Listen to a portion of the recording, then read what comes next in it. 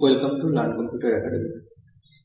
তো jQuery গত ভিডিওতে আমরা শিখেছিলাম ইভেন্টস এর ব্যাপারে, আর বাটনে ক্লিক করলে কি করে H1 আর প্যারাগ্রাফ হাইড করতে হয় সেটা।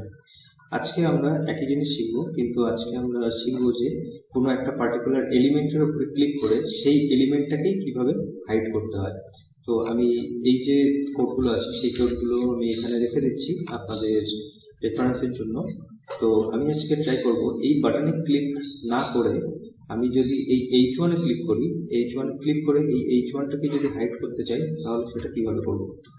তো সবার প্রথমে আমাকে H1 কে কিন্তু টার্গেট করতে হবে, আর এই কাজটা করার জন্য আমি হেডিং নামে একটা আইডি নিয়েছি। তো এই আইডিটাকে এখানে প্লেস করলাম, করার পরে এবার আমি একই রকম ভাবে ক্লিক আমাদের ইভেন্ট আছে সেই ইভেন্টটাকে আমি এখানে লিখলাম। লেখার পরে এই যে ফার্স্ট ব্র্যাকেট আছে, ফার্স্ট ব্র্যাকেটের ভিতরে একই রকম ভাবে গতদিনের মতো এখানে আমাকে ফাংশন লিখতে হবে, ফার্স্ট ব্র্যাকেট ওপেনিং ক্লোজ। তারপরে ফার্স্ট ব্র্যাকেটের বাইরে এসে আমাকে কিন্তু সেকেন্ড ব্র্যাকেট ওপেনিং ক্লোজিং করতে হবে। এই জিনিসটা খেয়াল রাখতে হবে। ফাংশন কথাটা লেখার পরে first bracket open close, next বাইরে এসে তারপরে সেকেন্ড ব্র্যাকেট ওপেন ক্লোজ। আর এই পুরো ঘটনা কিন্তু আমার এই ক্লিকের যে ব্র্যাকেটটা রয়েছে তার ভিতরে থেকে করতে হবে, ঠিক আছে। এবার যে সেকেন্ড ব্র্যাকেটটা আছে সেখানে এসে মাউসটা রাখুন, রাখার পরে এখানে একটা এন্টার প্রেস করুন, তাহলে আমরা এই ফাংশনের ভিতরে আছি।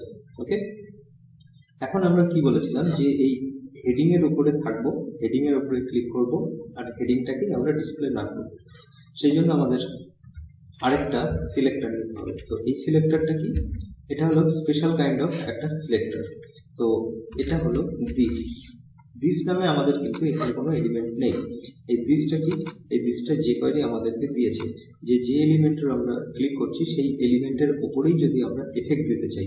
এখানে এলিমেন্ট অর্থ যে ট্যাগের উপরে আমরা ক্লিক করছি সেই ট্যাগটাকে যদি আমরা হাইড করতে চাই বা সেই ট্যাগটাকে নিয়েই আমরা কোনো কাজ করতে চাই, তো আমরা কিন্তু এইভাবে এটাকে লিখতে পারি। তো এখন আমি এখানে লিখলাম ডট হাইড, আর এটাকে আমি দিলাম স্লো, আর শেষে এসে এখানে আপনি সেমিকোলন দিতে পারেন। এটা দেওয়াটা একটা ভালো অভ্যাস। তো এখন আমি রিফ্রেশ করছি, রিফ্রেশ করার পরে যদি এখানে এসে ক্লিক করি তাহলে দেখুন সেই H1টাই কিন্তু হাইড হয়ে যাবে। ওকে, আচ্ছা, নেক্সট আমি H1টাকে না করে আমি যদি UL কে করি অথবা UL এর ভিতরে যে এলাই গুলো আছে সেখানে যদি আমি করি, তো আমরা কিন্তু CSS এর মতোই কিন্তু লিখলাম UL, তার ভিতরে এলাই। এটাকে আমি রিফ্রেশ করে নিচ্ছি, এগুলো হলো আমার UL এলাই।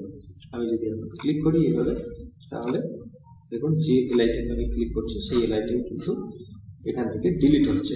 অর্থাৎ আমি কি বলেছিলাম যে UL এলাই, আমার এখানে একাধিক এলাই আছে। দিস, এই দিস কথাটার অর্থ কিন্তু এই এলাইটাকে বোঝাচ্ছে। অর্থাৎ আমি যে এলাইটার উপরে, যে পার্টিকুলার এলাইটার উপরে ক্লিক করব সেই এলাইটাকেই কিন্তু এখানে বোঝানো হচ্ছে।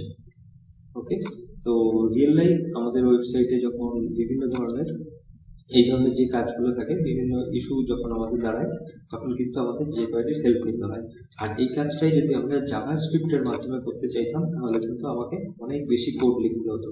তো সেই কোড লেখার হাত থেকে বাঁচার জন্য কিন্তু আমরা jQuery ইউজ করে থাকি। তো এই যে সামান্য কাজটা jQuery দিয়ে না করে যদি জাভাস্ক্রিপ্ট ইউজ করতাম, আমাকে কিন্তু অন্তত আরো 5-7 লাইন বেশি লিখতে হতো, আরো লজিক আরো কমপ্লিকেটেড হয়ে যেত।